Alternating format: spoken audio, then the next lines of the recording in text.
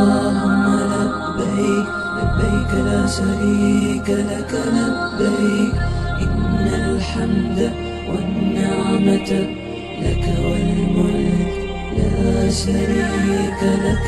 قیلتان فی المیزان حبیبتان الی الرحمن. دو کلمه هست میگوید پیغمبری خدا که بی نهایت به زبان گفتنش آسان است، لکن در ترازوی روز قیامت بی نهایت وزبین است و بی نهایت خداوند این دو کلمه را دوست می‌دارد. اینها چیا هستند؟ اینها سبحان الله العظیم، سبحان الله بحمدی، سبحان الله العظیم. کسی میگوید سبحان الله بحمدی، سبحان الله العظیم، خداوند ثواب او را در روز قیامت در ترازوی اعمالش وزن می‌گرداند. و اذا رأوا تجارة او لهوا انفضوا الیها و ترکوک قائما قل ما عند الله خیر من اللهو و من التجاره والله خیر الرازقین. این آیت شأن نزولش مفسران میگویند وقتی که پیغمبر خدا بالای همین منبر ایستادگی و خطبه میخواند، بناگاه صدای دف از بیرون مسجد صدا داد. صدا یک نغاره زده شد که این دحیه کلبی بود که به مال بسیار از تجارت برگشتند. اون زمان میگم مدینه خیلی قحطی بود. صحابه های پیغمبر خدا همه مسجد ترک کردن و بیرون مسجد پیش دحیه کلبی رفتند. رسول اکرم بالای منبر تنها ماندند. مفسران میگویند که 12 مرد ماند و 7 زن در اون مسجد باقی ماند. بعضی مفسرها بر این هستند که فقط 12 مرد باقی ماند و خلاص، که 4 تا این ابوبکر، عمر، عثمان، علی بودند. وقتی رسول اکرم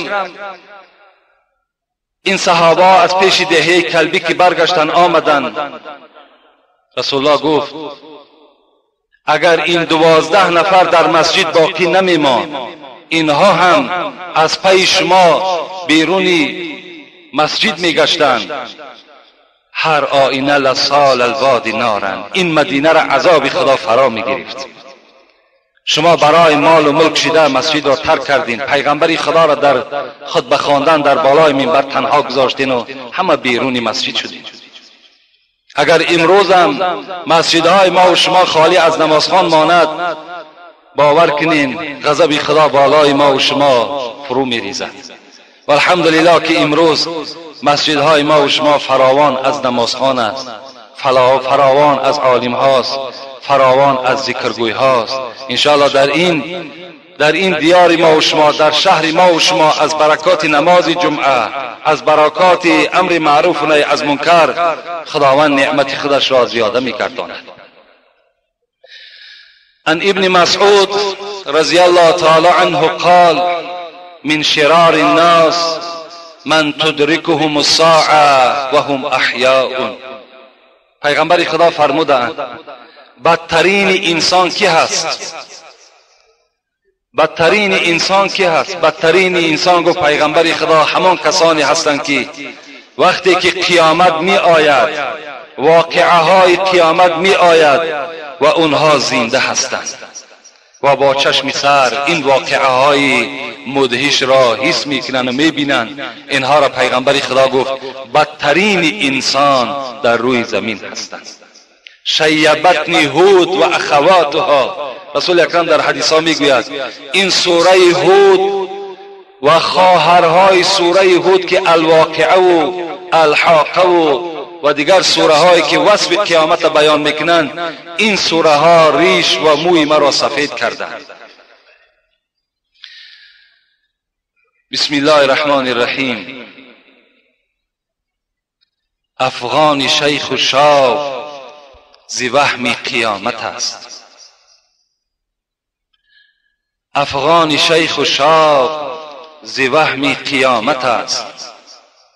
این ترک خفت و خواب ز وهم قیامت است. از گریه شد ز دیده آدم سفید و جوی، آن دیده پرآب ز وهم قیامت است. نوح نبی نوحگری کرد عمرها، نوح نبی نوحگری کرد عمرها، آن دیده پرآب، آن بیم و پیچ و تاب ز وهمی قیامت است. کوها به وقت ناله داوود ناله کرد، آن سینه کباب ز وهمی قیامت است. کرمان که خورد از تن ایوب 7 سال، کرمها که خورد از تن ایوب 7 سال، صبرش در آن عذاب ز وهمی قیامت است. مجروح شد دو دیده یحیی ز آب چشم، مجروح شد دو دیده یحیی ز آب چشم، رو کرد در خراب ز وهمی قیامت است. افغان هر نبی و ولی ها در این جهان، مشتاق آن جمال ز وهمی قیامت است. فردا به روز حشر بگویند غافلان، یا لیتنی تراب ز وهمی قیامت است. یا لیتنی تراب ز وهمی قیامت است. حضرت مولوی خدا رحمت و مغفرتشان کند، خودش را، پیروهایش را، که به نهایت برای ما و شما با یک طریق عادی و ساده آن آیت احادیث های را که الحال شما در باب قیامت میشنوید همگی را در داخل این غزل خود جایگیر گردانید. و خیلی علم آورش این است که یا لیتنی تراب ز وهمی قیامت است. آن کسانی که در دنیا روز قیامت را باور نداشتند و می گفتند این یک افسانه هست، یا زنده شدن بر روز قیامت را باور نداشتند، اینها همه یک افسانه هست می گفتند، اینها وقتی که اون قیامت را می بینند چی می گویند؟ یا لیتنی تراب، خدایا کاش ما را خاک می گردانیدی و این منظره مدهش را ما نمی دیدیم. وای به حال اون کسانی که به این روزی پرآشوب، به این روزی حساب باور ندارند. برای آنی که راسترین سخن خداوندی است، من چند آیت که به نهایت در قرآن برای آمدن قیامت دلیل های زیاد از خداوند به ما و شما آمدگی است، من چند آیت از اینها را به سمع شما برای باوری کامل حاصل کنین که قیامت آمدنی است خوانده می‌دهم. اعوذ بالله من الشیطان الرجیم. ان الساعة آتیة لا ریب فیها ولكن اکثر الناس لا یؤمنون. صدق الله العظیم. این آیت از سوره مبارکه غافر است. خداوند میگوید قیامت آمدنی است، در آمدن قیامت هیچ شک و شبهه موجود نیست، ولیکن اکثر مردم به آمدن قیامت باوری ندارند. اعوذ بالله من الشیطان الرجیم. یسألونک عن الساعة ایان مرساها فیم انت من ذکراها الی ربک منتهاها. سوره نازعات. خدا میگوید محمد صلی الله علیه و سلم، این مشرکان عرب، این دشمنان قرآن تو را با جهت مسخره و سوال میکنند که کی می آید قیامت. و اونها خبر بده که من از ساعت قیامت چیزی را نمیدانم. ساعت آمدن قیامت نزد خداست. اعوذ بالله من الشیطان الرجیم. ان الساعة آتیة اکاد اخفیها لتجزا کل نفس بما تسعی. سوره طه. خداوند در سوره طه چی میگوید؟ ای بندگان من، قیامت آمدنی است، در آمدن قیامت هیچ شک و شبهه نیست، لکن دوست می‌دارم که قیامت را مخفی نگاه دارم، پنهان نگاه دارم، حتی خود درک نداشته باشم. تا که بندگان خدا جزا دهم، مکافات دهم به آن عملهایی که در دنیا انجام دادند. ان الساعة آتیة لا ریب فیها و ان الله یبعث من فی القبور. خداوند در دیگر آیت قرآن سوره حج چی میگوید؟ قیامت آمدنی است، در آمدن قیامت باز میگویم شک و شبهه نیست و شما از قبر زنده میگردین و نزد خدای خود حسابات عمر خود را میدهید. اعوذ بالله من الشیطان الرجیم. ان الله عنده علم الساعة و ينزل الغیث و یعلم ما فی الارحام و ما تدری نفس ماذا تکسب غدا و ما تدری نفس بأی ارض تموت ان الله علیم خبیر. خداوند در سوره لقمان میگوید چی میگوید؟ 5 چیزی هست که بجز من کسی نمیداند. یکی از اینها چی است؟ ان الله عنده علم الساعة. نزد خدای شماست آمدن قیامت، ساعت قیامت. شما نمیدانید که قیامت کی می آید، لکن رسول اکرم گفتند روز از روزهای جمعه قیامت قائم می شود، در ماه محرم است. لکن ساعت او را، روز او را کسی گفتن نمیتواند. میگذاریم در سوره یاسین چی میگوید؟ و یقولون متى هذا الوعد ان کنتم صادقین ما ينظرون الا صیحة واحده تأخذهم وهم يخصمون فلا يستطيعون توصیة.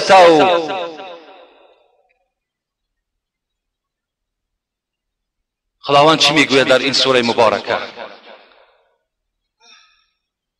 محمد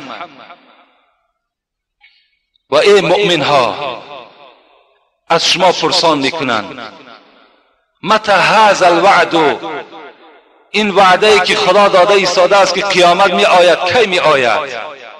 این کنتم صادقین، اگر تو محمد پیغمبری برحق باشی و اگر ای مؤمن هایی که ایمانی به خدا دارین شما اگر حقیقت داشته باشین. مشرکان عرب سوال کردند گوید بر ما که ساعت قیامت کی است؟ خداوند چی گفت؟ ما ینظرون الا صیحة واحده تأخذهم وهم یخصمون. اینها انتظاری نمیکشند، منتظر نمیشوند به همان نفخه‌ای که حضرت اسرافیل میدمد او را و همه این مشرکان غافلان منکران را خداوند هلاک میسازد در زمانی که اینها در معامله داد و گریفت ایستادگی دارند. یعنی اینها انتظار نمیشوند همان نفخه حضرت اسرافیل را. نفخه حضرت اسرافیل چیست؟ نفخه چیست؟ حضرت ابو هریره میگه از رسول اکرم پرسان کردم ما سور یا رسول اکرم، شما سور گفتید پیغمبری خدا. حضرت اسرافیل یک سور را میدمد. سور به منزله همون شاخهای گابی که طرفی به دهان می آمدگیش باریک است و بالاش چقدر کشاد هست، چگونه ای که در همین عمارتهای حربی ها یک بانگ خطر زده می شود در حالتهای فوق‌العاده، همان روز قیامت هم خداوند بانگ خطر می زند و حضرت اسرافیل در دهان خود همان شیپور، همان سور در دهان او ایستادگی است. امر میکند خداوند، امرش میکند و نفخ فی الصور فصعق من فی السماوات و من فی الارض الا من شاء الله. خدا میگوید وقتی که اسرافیل را امر میکنم سور را بدم، چنان یک آواز دهشتناکی دارد که رسول اکرم در بعض روایت ها گفتند این سور حضرت اسرافیل 11 دایره دارد، چگونه ای که همین نی هایی که چند سوراخی دارند این هم میگه 11 دایره دارد که هر دایره او میگه قسم به عظمتی خداوند که برابر زمین و آسمان گشاده است و در داخل وی تمام روح های ما و شما جایگیر است. سور را میدمد خداوند میگوید فصعق من فی السماوات و من فی الارض. وقتی که این سور دمیده می شود، تمام آن مخلوق هایی که در زمین و آسمان هست همه هلاک می شوند، همه نابود می گردند. الا من شاء الله. مفسرها گفتند از آنی که خدا خواست این 4 ملائک مقرب است، 4 ملائک مقرب هست که اینها هلاک نمی شود. با کشیدن سور حضرت اسرافیل، حضرت ملک الموت، حضرت جبرائیل، حضرت اسرافیل و عزرائیل باقی میمانند. وقتی اینها باقی میمانند، ملک الموت را خداوند سپارش میدهد: ملک الموت، من بقی من خلقه، در روی زمین کی ماند از موجودهای زنده؟ کی ماند؟ حضرت ملک الموت می گفته است: پروردگارا، جبرائیل، اسرافیل، میکائیل، این 3 ملائک و این بنده ضعیف تو ملک الموت در حیات هستند. خداوند می گفته است: ملک الموت، قبض ارواح این 3 ملائک مقرب را انجام بده. می آمده است. حضرت جبرائیل میگوید در سجده هست، با 600 قناتی که دارد که هر قنات او دنیا را چپه میکند، قوت دارد. نزد جبرائیل می آمده است، می گفته است: برادر جبرائیل، خدا امر کرد که جان تو را ما قبض کنیم. و حضرت ملک الموت میگه نزدیک به جبرائیل می آید، مثل برادر را آغوش میگیرد، وی را در آغوش میکشد و جان او را قبض میکند. نزد میکائیل می آید، نزد اسرافیل می آید، هر 3 اینها را جانشان را قبض میکند. باز نزد خدای خود میگه حاضر می شود. خداوند می گفته است: من بقی من خلقی یا ملک الموت، کی ماند؟ باز کی ماند در روی زمین؟ می گفته است: العبد الضعیف ملک الموت. یگانه در روی زمین، یگانه موجود زنده ای که در روی زمین است، این همون بنده ضعیف تو ملک الموت است و خلاص. خداوند می گفته است: ملک الموت، آیا تو سخنی مرا نشنیده ای؟ من گفته بودم کل نفس ذائقة الموت، همه باید که لذت مرگ را بچشد و تو هم از جمله اونها هستی. رو مر. حضرت میگوید به بعضی روایت ها می آید بین جنت و بین دوزخ و جان خود را میگد خود قبض میکند و چنان میگد برای او مشکل می افتد، چنان یک نعره میزند، چنان یک صدای میزند که کتاب مفسر قرآن میگوید اگر همان زمان یک موجود زنده میشد، هر آینه باز از این داد و فریاد حضرت ملک الموت جان دوباره رو میدید، هلاکی دوباره رو میچشید. اگر دانستم این سختی مرگ و مردم کردم این کار آسان. گفته حضرت مولوی در کتاب خودش ذکر میکند که حضرت میگفته است اگر میدانستم که شدت مرگ، سختی مرگ اینقدر مشکلات دارد، هر آینه به مردم یک مهربانی خدا روا میدیدم. حضرت ملک الموت هم چکار میکند؟ جان را به حق تسلیم میکند. خداوند بعد آنی که کسی در روی زمین نمیماند فریاد میزده است. چی میگفته است؟ یا ایتها الدنیا، ای دنیایی که تو فنا شونده هستی، ای دنیایی که تو نابود شونده هستی، این الملوک، این ابناء الملوک، این الجبابره، این الذین یأکلون الرزق و یعبدون غیره. ای دنیا،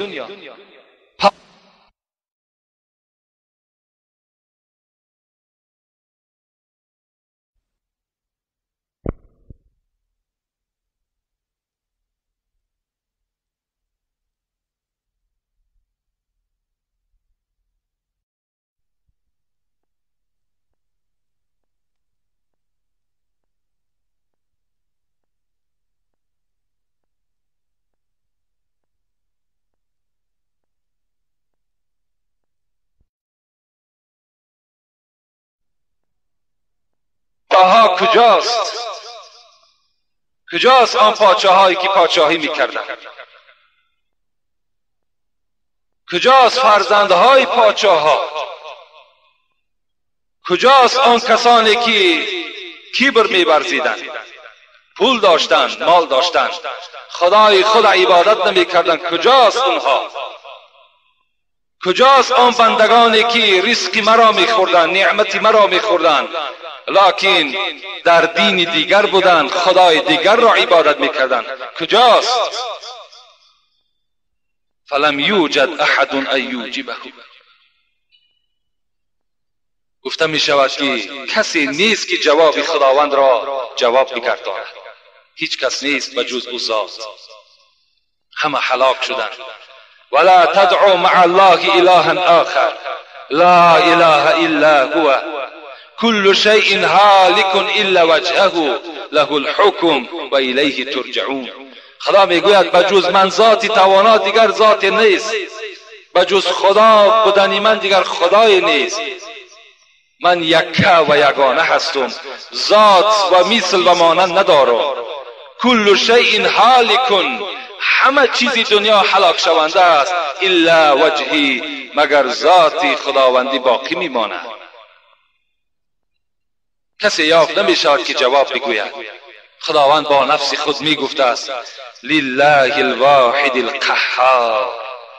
این دنیا از همان خدایی که صفت او قهار است و همون باقی ماند. دوام آیتی سوره یاسین: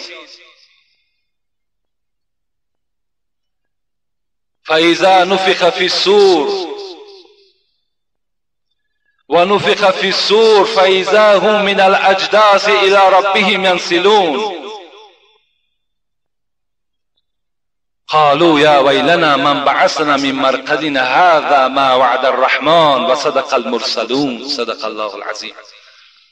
تمام دنیا نابود شد، همه هلاک شدند، کسی در دنیا نماند. خداوند حضرت اسرافیل را باز زنده می‌گرداند، همان اسرافیلی که نفخه را میکشد، سر را میکشد. دویم باره حضرت باز میدمد، صدا میزند. تمام آن مرده هایی که میلیون ها سال در زیر قبرها خواب بودند، من الاجداث الی ربهم ینسلون، اینها از خاک زنده میگردند و به سوی خدای خود شتابان فرشته ها اونها را پیش کرده میبرند. خداوند این را به ما و شما خبر میدهد. آیا ما و شما باوری به زنده شدن نداریم؟ نظر میکنیم به مثال هایی که خداوند برای ما و شما میارد. الم یکن نطفه من منی یمنی ثم كان علقة فخلق فسوى فجعل منه الزوجين الذكر والأنثى أليس ذلك بقادر على أن يحيي الموتى. خداوند به ما و شما منت میکند ای فرزند انسان، نظر اول به پیدایش خودت کن. تو چی یک نطفه بودی، تو یک آب بودی که به دیدن او تو را نفرت پیدا میشد. ما از یک آب تو را پیدا کردیم و تو را به خون تبدیل دادیم، تو را به اعضاهای درست تبدیل دادیم. از این یک آب باز ما نرینه و مادینه آفریدیم. الیس ذلک بقادر علی ان یحیی الموتى. مادام اینقدر قدرت داشته باشیم، خدا میگوید پس زنده گردانیدن شما برای من چه مشکلاتی دارد؟ هیچ مشکلاتی ندارد. در هیچ جا نبودین شما، من شما را پیدا کردم. در حالتی که استخوان پوسیده تو هست، برای ما چی مشکلات دارد که در او باز جان دوباره را بدمیم؟ هیچ مشکلاتی ندارد. اولم یرى الانسان انا خلقناه من نطفه فاذا هو خصیم مبین. خداوند میگوید ای انسان، تو اول در آفرینش خودت تذکر کن، اول پیدایش خودت نظر بکن. و ضرب لنا مثلا و نسی خلقه قال من یحیی العظام و هی رمیم. سوره یاسین است. بعضی از بندگان نافهم من که این مفسرای قرآن میگوید این ابیه ابن خلف بود که دشمن پیغمبری خدا بودند، دشمن قرآن بودند. این ناکس، این بدبخت نزد پیغمبری خدا آمدند. خدا میگوید و ضرب لنا مثلا، این بنده نافهم، این گمراه برای من مثال میارد. چی مثال میارد؟ و نسی خلقه، حال آنکه پیدایش خودش را فراموش کرده است. و ما مثال میارد که قال من یحیی العظام، ای محمد بگو این استخوانی که وحی رمیم خاکستر شده است ایرا کی زنده میگرداند؟ در دستش میگه یک استخوان آدم بود و یا میگه به خاکستر مبدل کرد. بعضی مفسران میگه همچنان پوف هم کرد به سوی رسول اکرم که گرد چنگی استخوان در آسمان برآمد.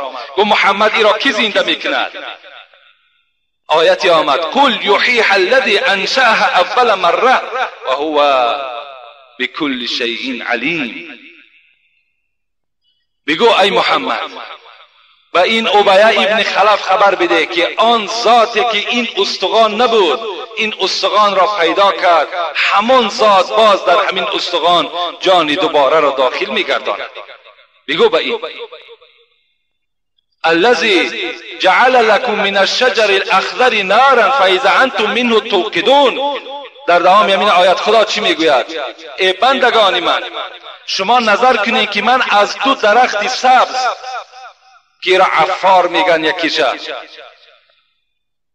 دو درختی هستن سبز هستن، خدا میگوید وقتی اونها را میبرند اینش در اینش میزنند از اونها آتش میگه فراوان میبراید. این درختها الحال موجود هستند، درختی سبز هست. مفسرای قرآن میگوید نگاه کنید قدرت خدا را که درختی سبز به سبز میزند، آتش علاو در میگیرد، نه علاو چو را میسوزاند نه آبی چو این آتش را خاموش میکند. خداوند ای را برای ما و شما مثال میارد من از درخت سبز برای شما آتش میدهم، آیا قدرت ندارم که جان دوباره بر شما نصیب بگردانم؟ و دیگر دشمن خدا این عدی ابن ربیعه بود که در سوره قیامت مفسرای قرآن قصه ای را میارند. چی میگویند؟ میگویند ایحسب الانسان ان لن نجمع عظامه بل قادرین علی ان نسوی بنانه. صدق الله العظیم. خدا میگوید این عدی ابن ربیعه، مفسرای قرآن میگوید روز آمد نزد رسول اکرم آمد و گفت ای محمد من اولا به پیغمبری تو باور ندارم و دوم اینکه اگر قیامت را در پیش چشم من نمایان کنی من باور نمیکنم. کجاست همان خدایی که این استخوان را جان میدرارد؟ این بدبختم همین مثال را نزد رسول اکرم پیشکش کرده. خداوند چی گفت؟ بله قادرین علی ان نسوی بنانه. ای رسول اکرم به این بنده گمراه خبر بده که من در این استخوان فردا روز قیامت جان دوباره را داخل میکنم. حتی چکار میکنم؟ بنانه، همین ناخونهای خودت را در خودت پیدا میکنم. مفسرای قرآن میگویند ساختن ناخون که خیلی کار مشکل است و رگه های خیلی باریک دارد، استخوان های خیلی باریکی دارد. خدا همین ناخون را در اینجا بر ما منت میکند که حتی ناخون هایی که در دنیا داشتی همین ناخون های خودت را در تو پیدا میکنم. البته خدای ما و شما قدرت دارد، خدای ما و شما قدرت دارد که ما و شما را بار دیگر زنده بگرداند. امروز پیروای این ابیه ابن خلف و عدی ابن ربیعه در بین ما و شما زیاد است.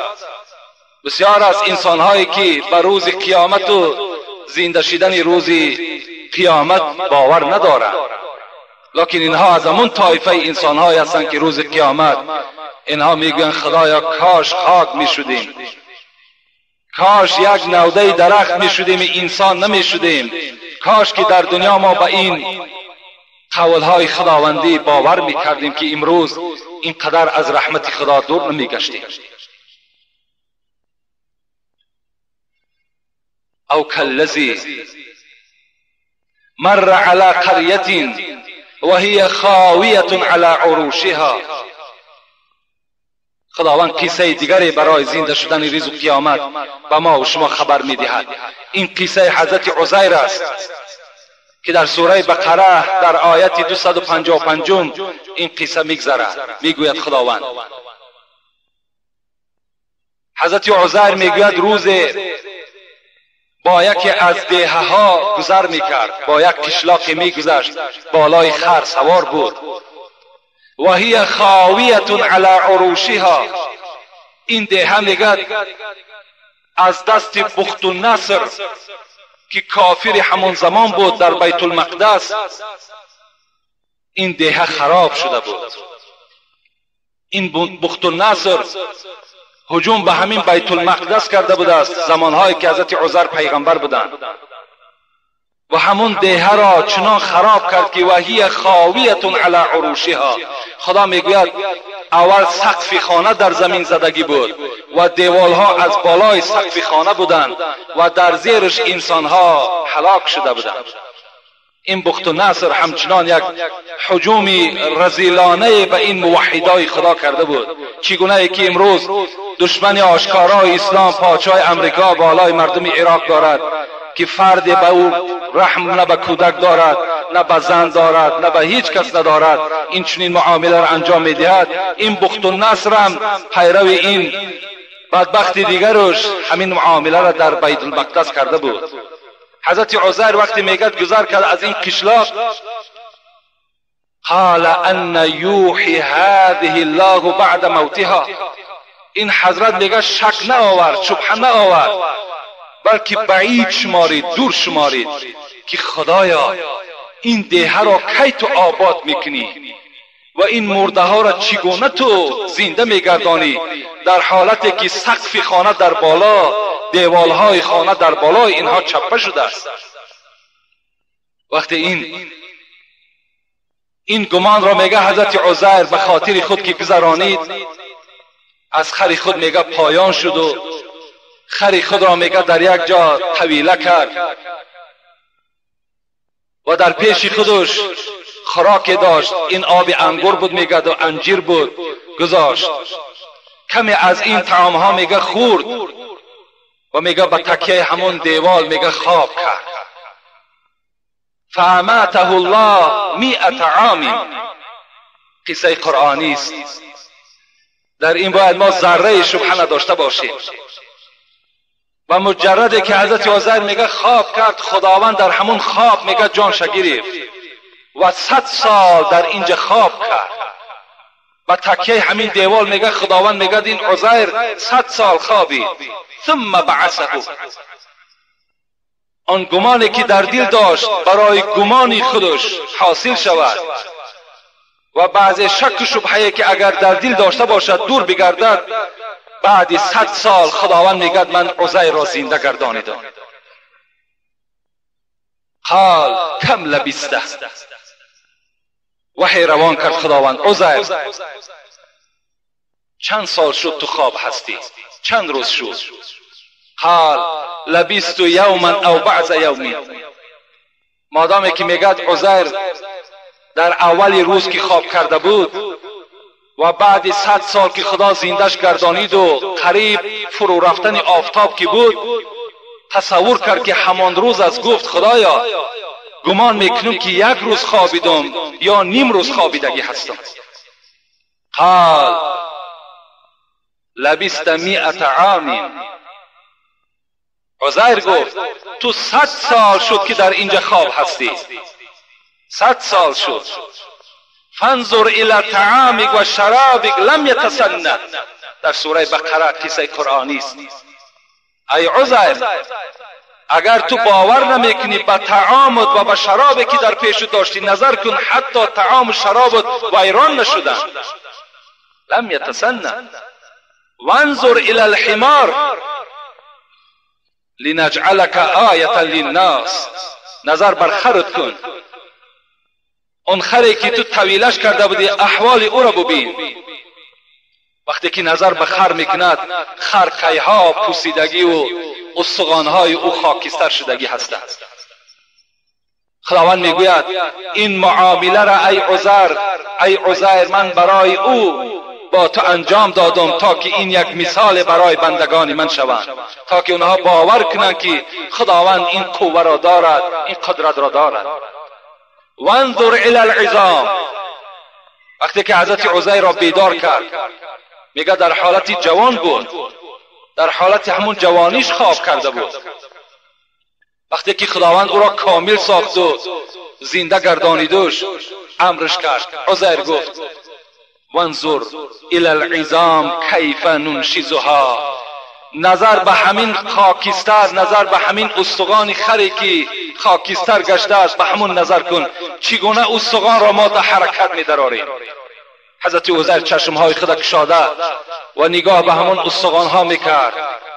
و ناگاه میگه استخوان‌ها در حرکت در آمدند و هر یک رگ پیوند آمده به خودش پیوست میشد.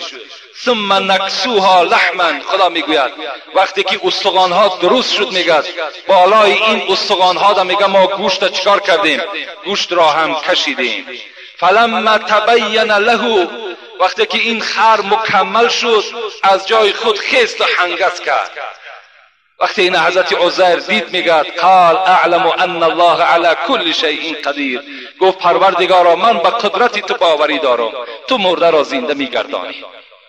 اینم قصه قرآنی است. اینم برای اون است که ما و شما بیدار شویم. این عقیده های اتئیستی و این عقیده های ضد اسلامی که انسان مرد برای قیامت نیست، برای او زنده شدن نیست، این مثال های خداوندی باید ما و شما را بیدار بگرداند. از پس همین حضرت عزیر آیت دوام دارد. حضرت ابراهیم قصهش میارد. حضرت ابراهیم چی گفته بود است؟ قال و اذ قال ابراهیم رب ارینی کیف تحیی الموتى. حضرت ابراهیم خلیل خدا گفته بود است خدایا من در زنده گردانیدن تو هیچ شک و شبهه ندارم، لکن پروردگارا تو چگونه مرده را زنده میگردانی؟ حضرت ابراهیم هم از خدای خود پرسان کردند. ابن کثیر در تفسیر خود میگوید حضرت ابراهیم شک و شبهه نداشتند، بلکه علم الیقین خود را خواستند در عین الیقین بگردانند. یعنی علمی که به زنده شدن خدا داشتند او را خواستند که با چشم سر مشاهده کنند. اولم تؤمن؟ خدا سوالش کرد. ابراهیم گفت خلیل من گفت تو در قدرت من باوری نداری؟ تو آیا باور نداری که من مرده را زنده میگردانم؟ قال بلی ولکن لیطمئن قلبی. خدایا من باور دارم که تو مرده را زنده میگردانی، لکن خدایا میخواهم که زنده شدن مرده را با چشم سر ببینم.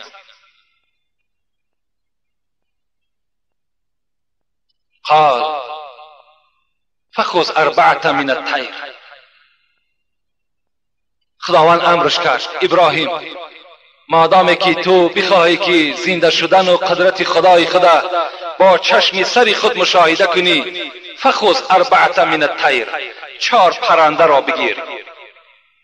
خدا امرش کرد. مفسرای قرآن در این پرنده ها اختلاف زیاد دارند، لکن اکثر اونها میگویند حمامتون و دیکن و طاووسن و غرابه.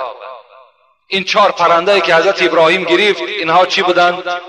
یک تاش میگه کفتر بود، یک تاش خروس بود، یک تاش طاووس بود، یک تا انزاغ بود.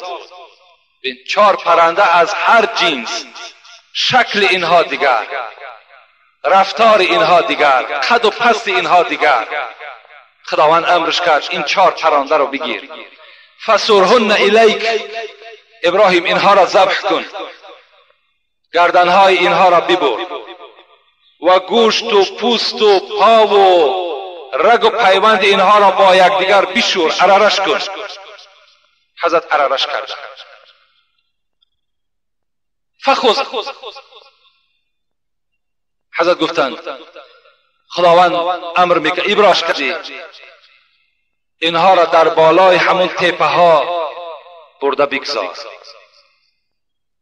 فسرهن الیک ثم ادعوهن یأتینک سعیا. بعد از آن فریادشان بزن که با حکم خدای خود زنده شوید. اینها زنده میگردند و در نزد تو حاضر میشوند. حضرت ابراهیم این معامله را انجام داد، بالای کوها برده گذاشت. بعد بالای کوها گذاشتن فریاد زد ای مخلوق های خدا، با حکم خدا زنده شوید.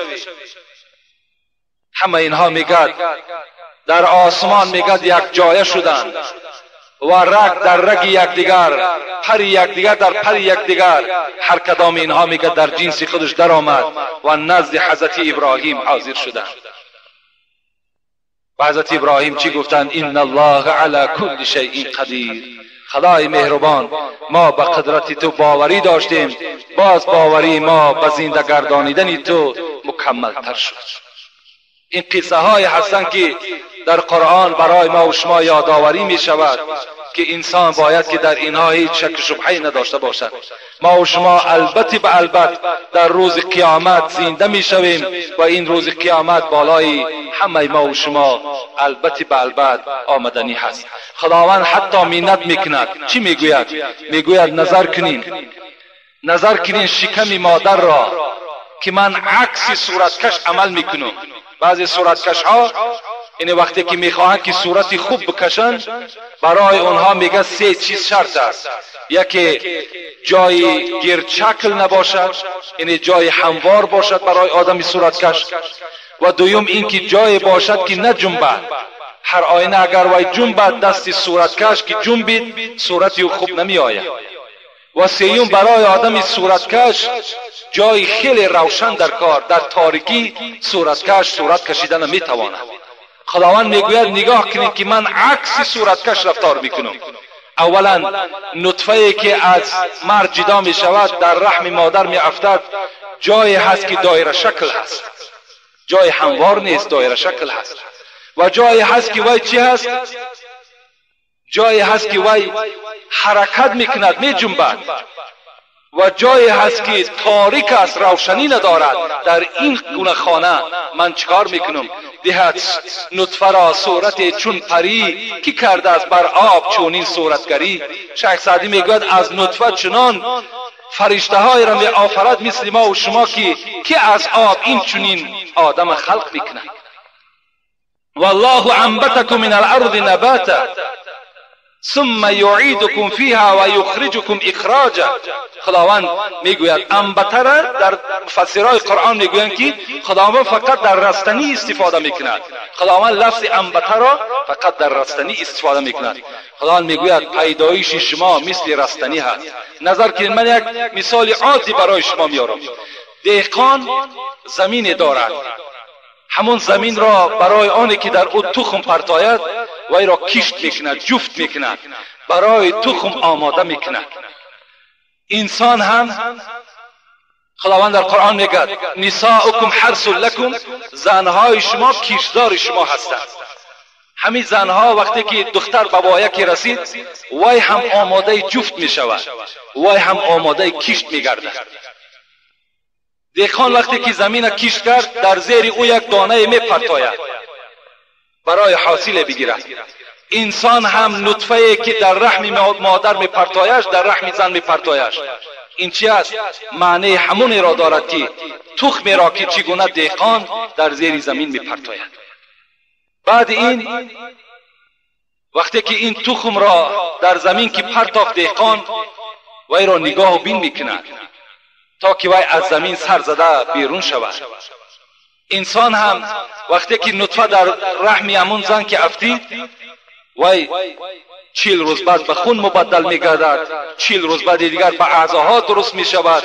وی هم در همون داخلی رحم مادر چیکار میکند؟ نشأ و نما مییابد.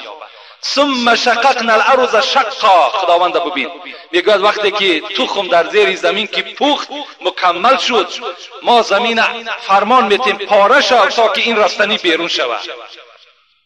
زمین پاره میشود، رستنی بیرون میشود. وقتی این فرزندم که در شکم زن اگر به وایه رسید امر میکنیم ای رحم در خدا کشاده کن تا که این فرزند بیرون شود. رحم بیرون میشود. وقتی رستنی که به وایه رسید دهقان چیکار میکند؟ داس را میگیرد و این رستنی را میدرود. انسان هم وقتی به وایه رسید داست اجل وی را میدرود. می درود. وقتی که دروید دهقان همون درزه را، همون گندم درویدگیش چیکار میکرد؟ درزه میکند.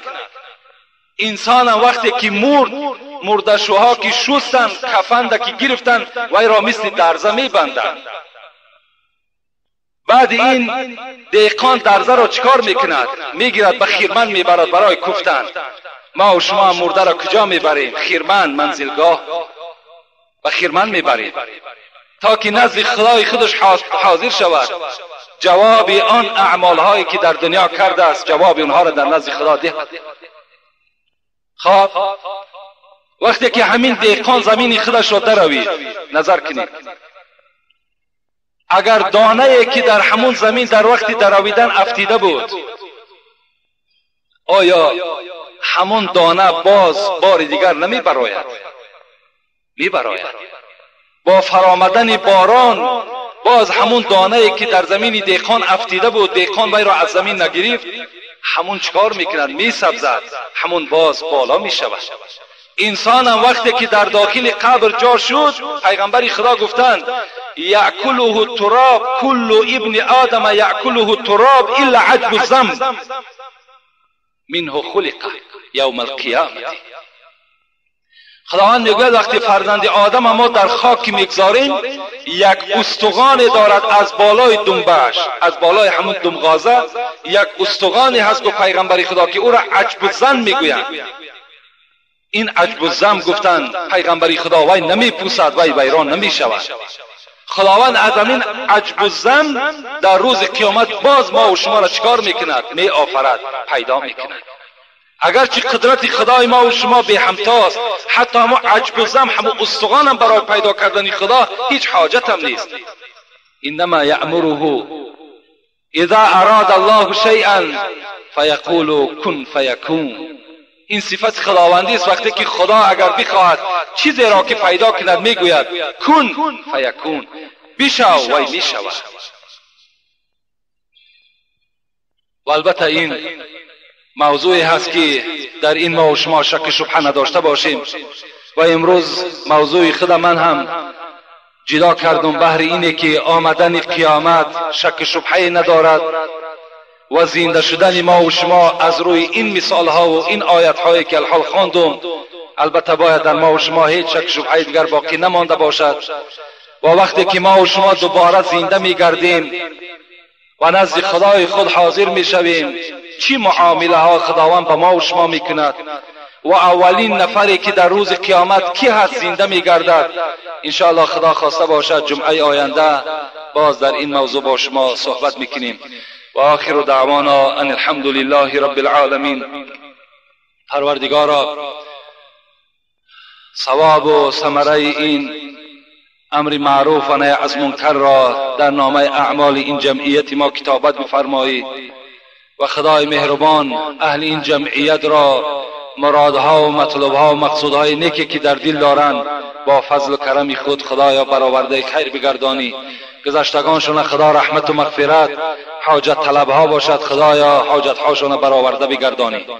و البته امروزها که در آبادانی یک طهارتگاه در کنار مسجد ساخته ایستاده ایم که دست بسیاری از برادرها در این کار خیر دست درازی کرده ایستاده‌اند، مثل برادرمان ایرج و اکی حاجی تورعلی، برادر الهام، اکی احمد. اینها در این هفته در آبادانی این طهارتگاه خیلی خراجات های کلان هم کردند. دعا کنیم که خدای مهربان این نفرها را عمر دراز و تن صحت و خاطر جمع نصیبشان بگرداند و هر مراد و مطلوب هایی که داشته باشند خدای مهربان با فضل کرم خود برآورده خیر بگردانی. آمین یا رب العالمین. و خیر احسان هایی که نزد ماست اینها را خدا به درگاهش مقبول و خداوند هر مرادی که دارند